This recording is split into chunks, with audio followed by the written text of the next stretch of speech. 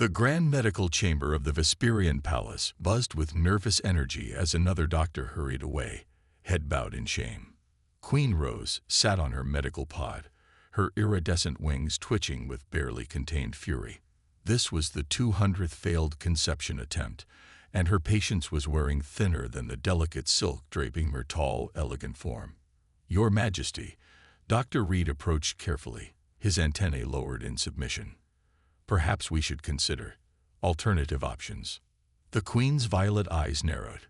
In the 10,000 years of Vesperian history, no queen had ever needed more than 50 attempts to produce an heir. Yet here she was, after 200 carefully selected males, still without child. The kingdom whispered behind their hands, and she knew it. "What do you mean by alternative options, Doctor?"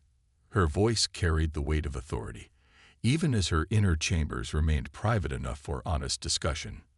The doctor pulled up a holographic display, his six-fingered hands moving swiftly across the controls. "We've been monitoring various species across the galaxy, studying their reproductive patterns." He paused, clearly nervous about his next words. "There's one species that shows remarkable efficiency." Queen Rose leaned forward, her wings catching the light of the medical bay's soft illumination. "Go on." "Humans, Your Majesty." The doctor brought up an image of the species in question. "Their reproduction rate is, well, it's quite extraordinary. They can conceive within their first attempt nearly 25% of the time." The Queen stared at the image. The creatures looked so simple, only 2 arms, no wings, dull-colored skin, and not an antenna in sight. "These humans, they're from that backwater planet Earth, aren't they?" "Yes, Your Majesty.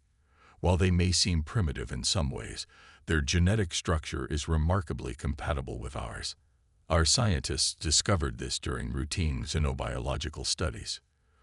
From the corner of the room, General Apex, the Queen's most trusted advisor, stepped forward. Her battle-scarred wings and stern expression added weight to her words. "My Queen, considering such an option would be unprecedented. The royal bloodline has remained pure for millennia." Queen Rose stood, her full height making everyone else in the room look small.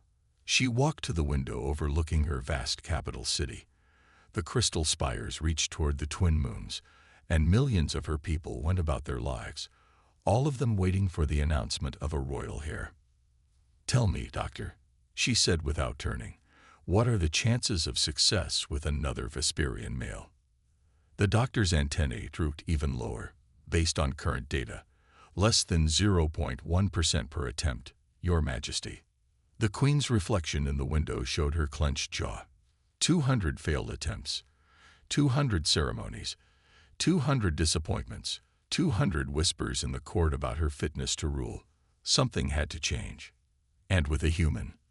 The compatibility tests suggest a success rate of up to 30% on the first attempt, Your Majesty. The room fell silent. Even the constant hum of the medical equipment seemed to fade away as everyone waited for the Queen's response. Finally, Queen Rose turned around, her face set with determination. "Contact Earth's leaders. Tell them we wish to establish a diplomatic exchange program." General Apex stepped forward again. "My Queen, the conservatives in the court will." "The conservatives in the court are not the ones who must ensure the survival of our lineage." Queen Rose cut her off. "I am." Dr. Reed bowed deeply. "I'll prepare the necessary documents right away, Your Majesty." As her staff hurried to carry out her orders, Queen Rose returned to the window. Somewhere on that primitive planet Earth was the solution to her problem. She didn't like it.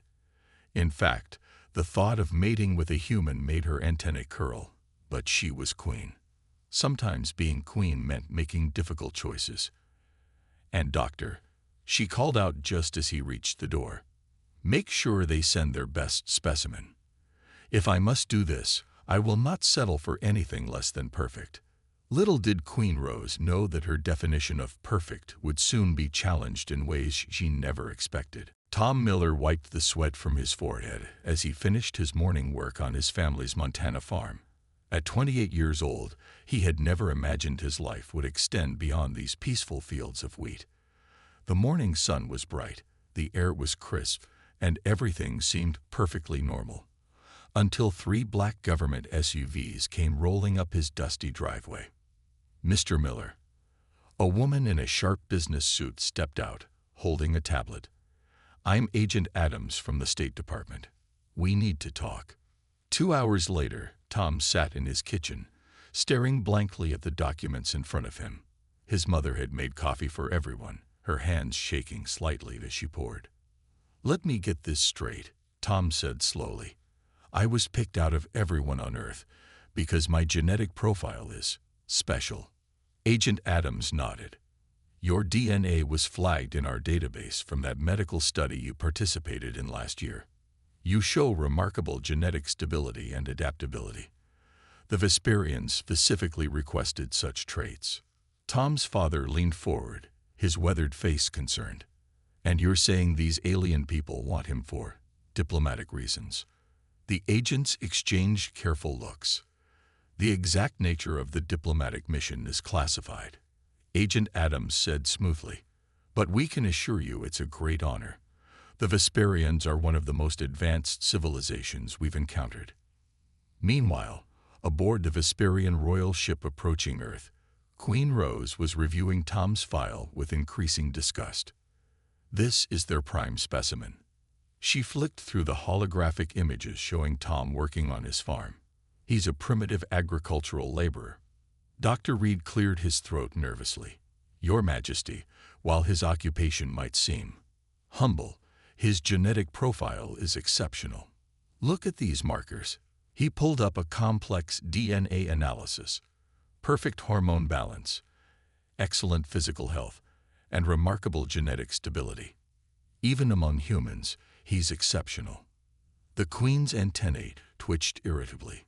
"He spends his days growing plants in dirt, which shows his connection to nature and understanding of life cycles," General Apex offered diplomatically.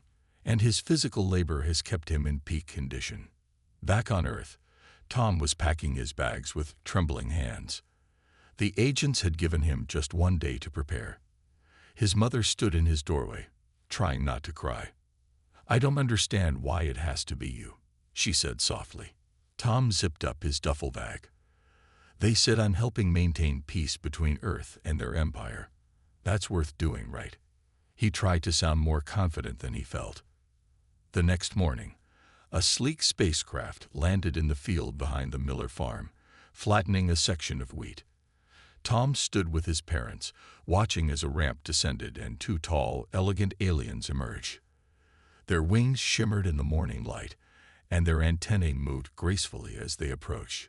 "Mr. Miller," one of them said in perfect English, "I am Protocol Officer Lane. We are here to escort you to the Vesperian capital." Tom hugged his parents goodbye, promising to make them proud.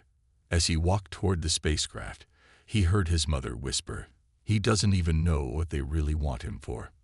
The journey to the Vesperian capital took 3 days.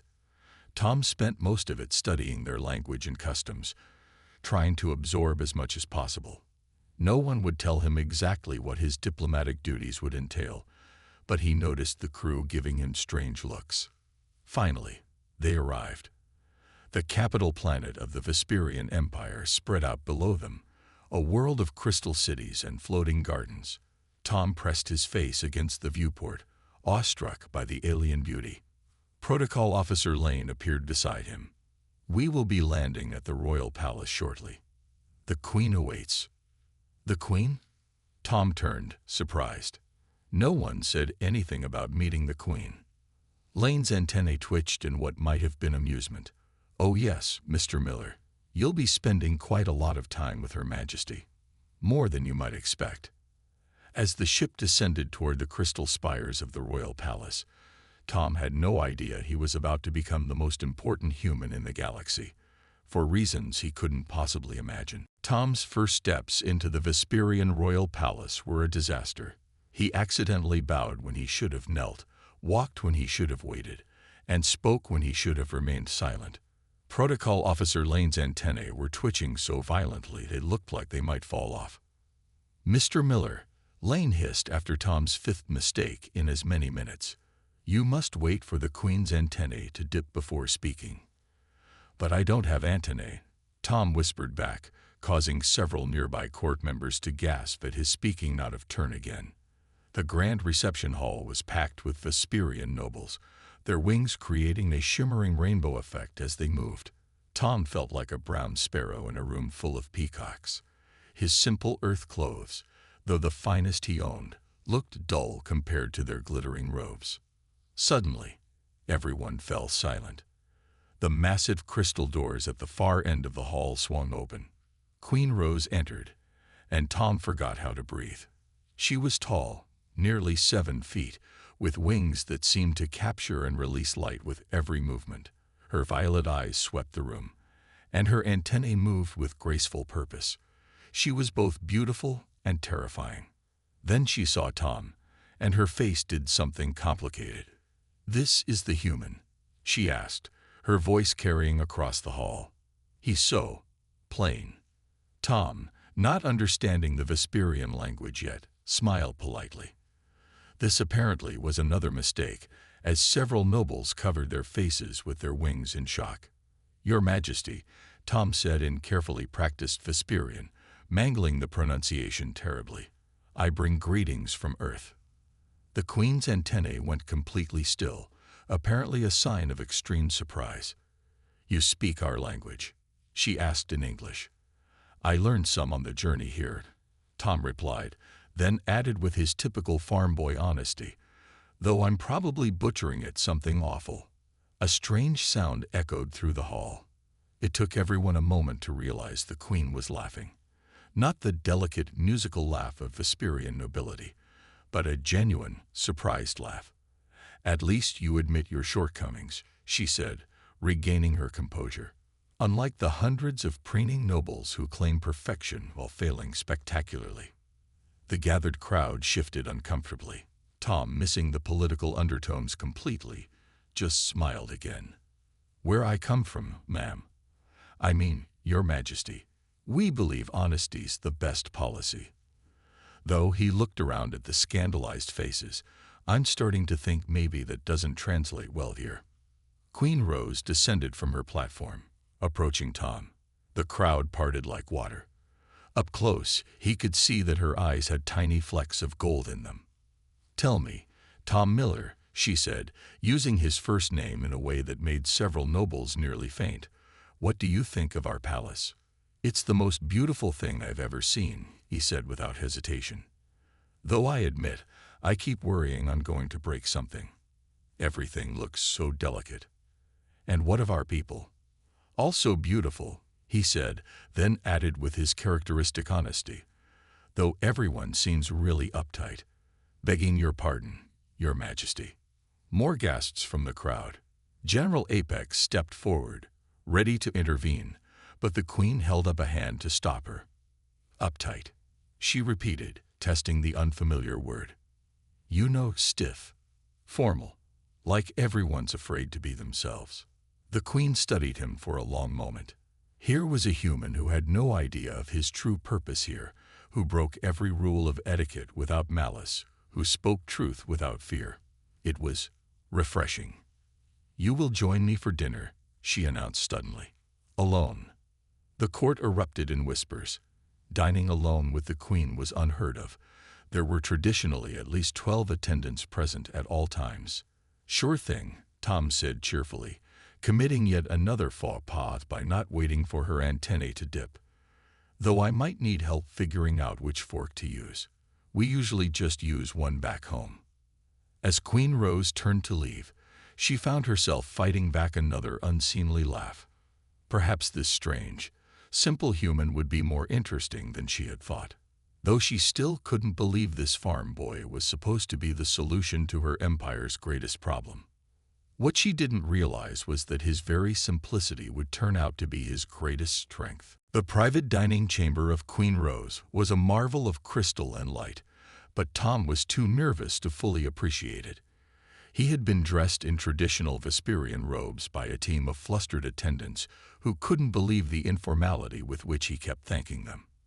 "The Queen will arrive shortly," Protocol Officer Lane said, adjusting Tom's robes for the 10th time.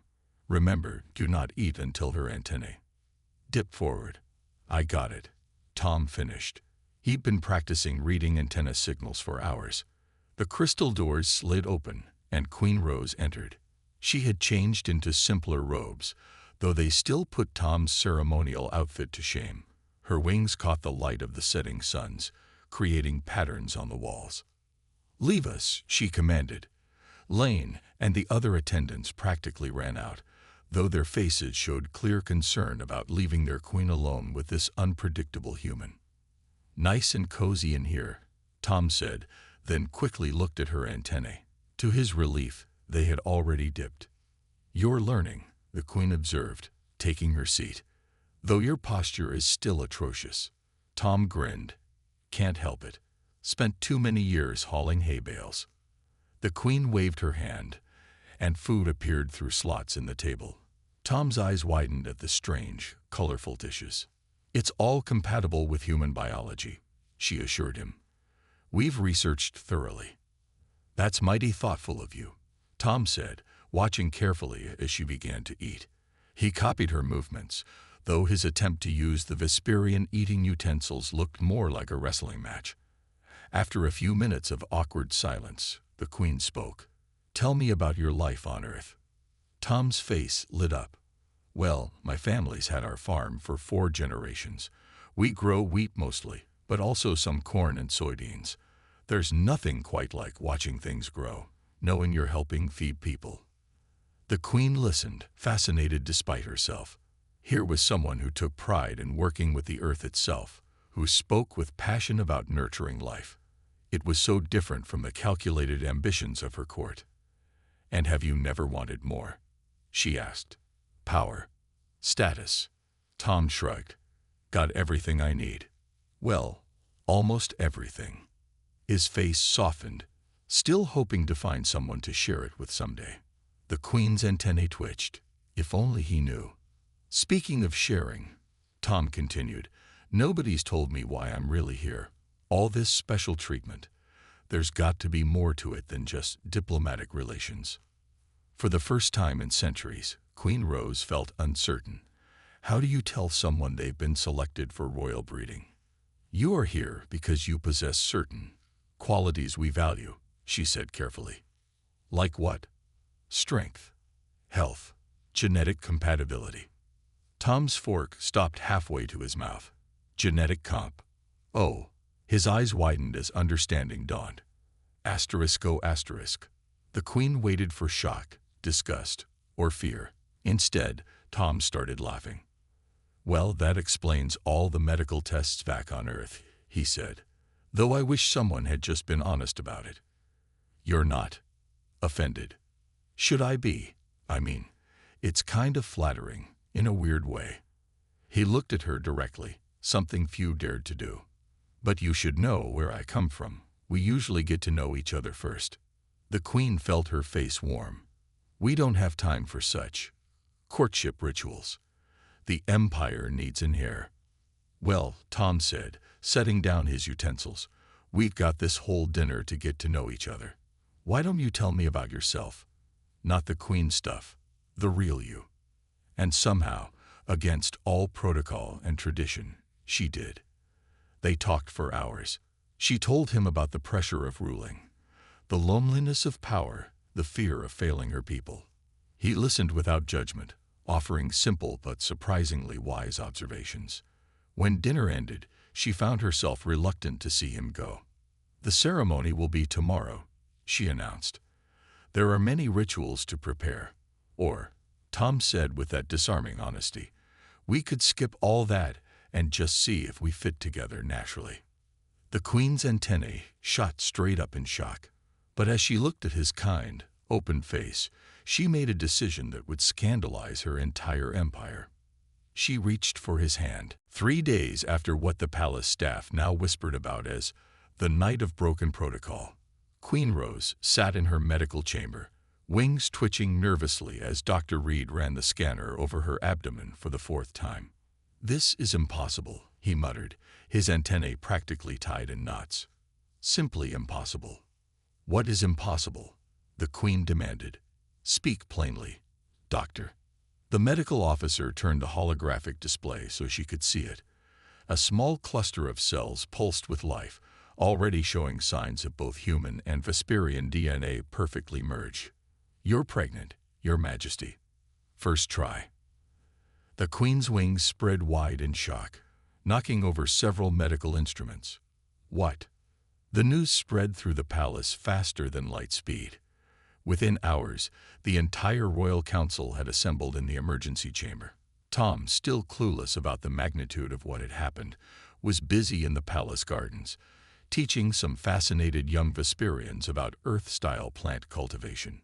This is unprecedented, High Counselor Mint declared, her wings practically vibrating with agitation. 200 noble Vesperian males failed, yet this farmer succeeds immediately.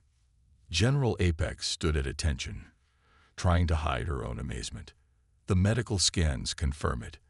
The embryo is healthy, showing strong signs of hybrid vigor. Queen Rose sat on her throne, one hand unconsciously resting on her abdomen. She should have been thrilled. This was what she wanted, what her empire needed. Instead, she felt a strange mix of anger and awe. Bring me the human, she commanded. Tom was escorted in, still wearing the simple work clothes he'd insisted on keeping. He had dirt on his hands from the garden, and he was grinning until he saw all the serious faces. Did I do something wrong? He asked, looking around nervously. The Queen's voice could have frozen fire. You impregnated me. Tom's face went through several expressions at once. What? Already? But it's only been 3 days. Exactly. Queen Rose stood, her wings flaring impressively. Do you have any idea what this means? Generations of careful Vesperian breeding protocols, centuries of genetic selection. And you just waltz in and succeed on the first try. Sorry, Tom offered, genuinely confused about whether this was good news or bad news. Dr. Reed stepped forward with another holographic display. The hybrid embryo is showing remarkable stability. The human genetic material has somehow perfectly complemented Your Majesty's royal bloodline. It's as if. As if what? The Queen demanded. As if humans were the missing piece we've been looking for all along.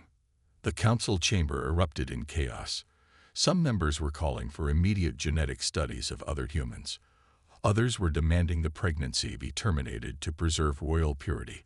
A few were already drafting new laws about human Vesperian relations.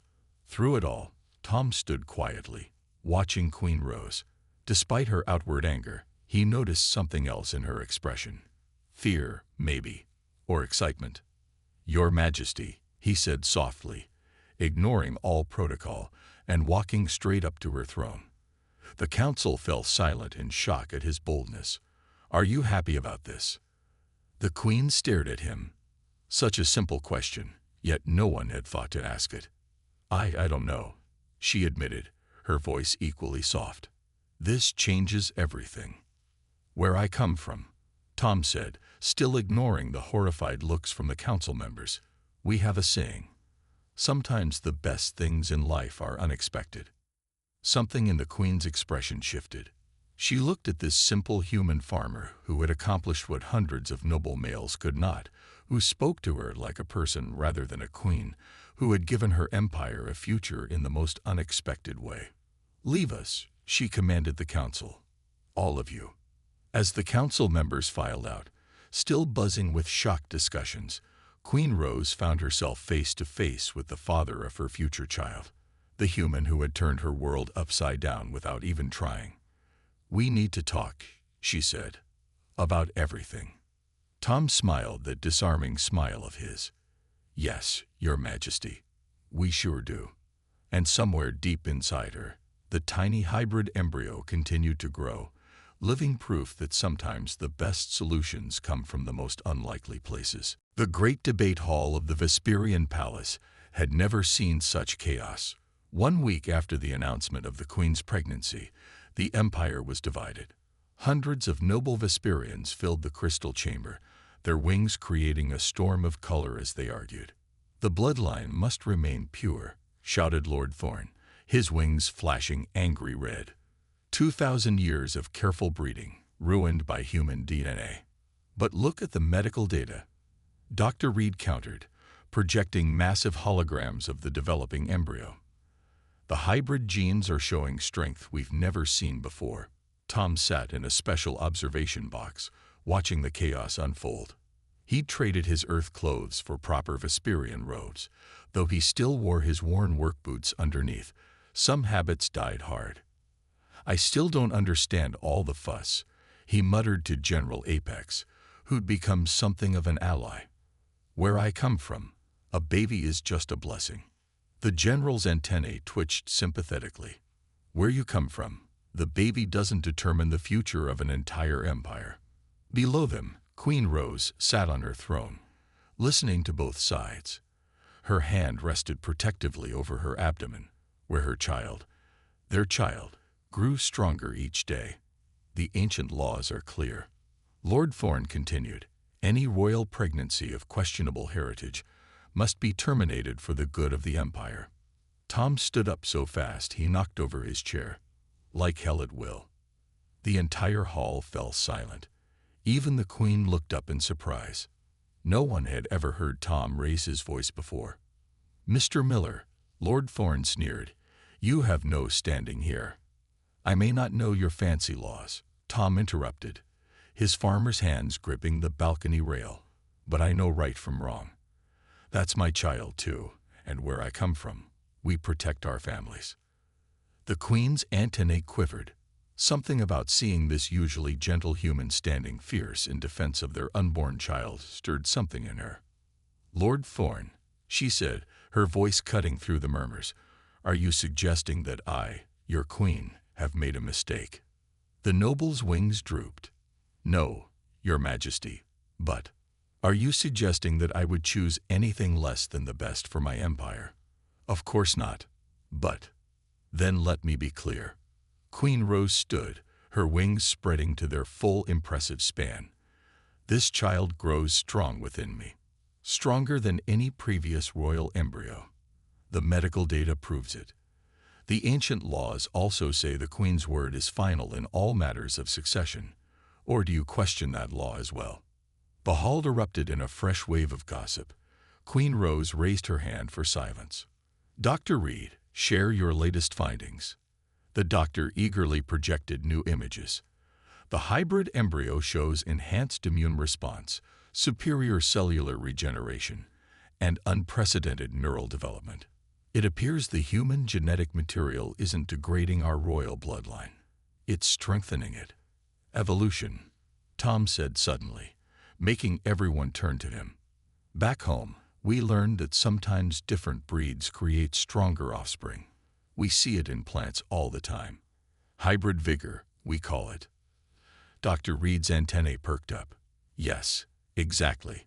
The human genetic diversity is providing exactly what our over-selected bloodline needed." The mood in the hall began to shift. Several nobles who had been opposed now looked thoughtful. Even Lord Thorn seemed less certain. Queen Rose seized the moment. "I propose a vote. Who stands with their queen and the future of our empire?" One by one, wings began to rise in the traditional gesture of support. Not everyone. Lord Thorn and his closest allies remained opposed, but enough. "The motion carries," General Apex announced formally. "The pregnancy will continue, with the full support of the Royal Council." That evening, Tom found Queen Rose alone in her private garden. She was watching the twin moons rise, their light making her wings shimmer. "Thank you," she said without turning, "for defending our child." Tom moved to stand beside her. "I meant what I said. Where I come from, family comes first." She turned to look at him, seeing not the simple farmer she'd first met, but a man who'd fight for what he believed in. A man who'd help her change an empire. "Where you come from," she said softly, "seems to have quite a bit of wisdom." Together, they watched the moons rise over a kingdom on the brink of historic change. The royal birthing chamber glowed with soft purple light as Queen Rose's time approached. 6 months had passed. the standard gestation period for Vesperians, though no one knew if the hybrid child would follow those rules. Tom paced outside, his worn boots marking a path in the crystal floor. "Will you please sit down?" General Apex said, her antennae twitching with amusement. "You're making everyone nervous." "Can't help it," Tom replied, running a hand through his hair. "Where I come from, fathers are usually allowed in the birthing room." Inside, Queen Rose's wings suddenly flared with a bright pulse of light, the signal that the birth was imminent. Tom stopped pacing. Every Vesperian in the palace felt their antennae tingling with anticipation. Dr. Reed burst through the doors, his wings practically vibrating with excitement. "Mr. Miller, Your Majesty requests your presence." The conservatives had fought against this too, but Queen Rose had been adamant. If human genetics helped create this child, then human birthing customs would be honored too. Tom nearly tripped over his robes in his rush to enter.